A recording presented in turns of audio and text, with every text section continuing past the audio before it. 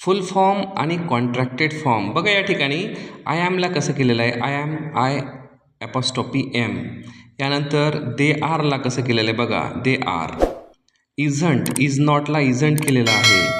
Y O U apostrophe double L याला म्हटलेलं आहे you will. Won't W O N apostrophe T म्हणजे will not. त्याच्यानंतर we apostrophe D म्हणजे we had. Must not त्याला केलेलं आहे मसंट.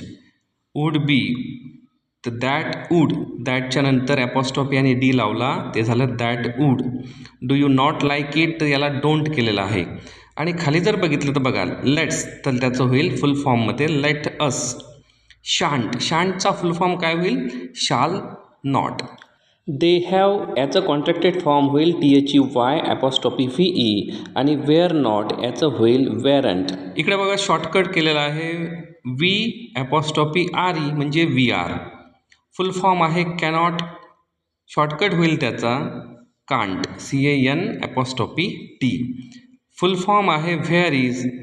कॉन्ट्रॅक्टेड फॉर्म होईल व्हेअर ॲपॉस्ट्रॉफी येस व्हेअर्स. त्यानंतर बघा कॉन्ट्रॅक्टेडमध्ये आहे व्हॉट ॲपॉस्ट्रॉफी RE तर ते आहे व्हॉट आर. त्याच्याच खाली आहे there apostrophe yes.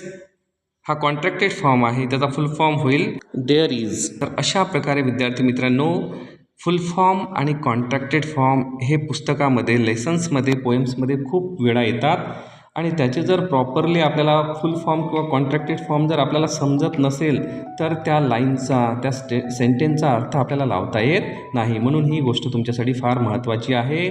Moral English गुरु या चॅनलला नक्की सबस्क्राईब करा. थँक्यू.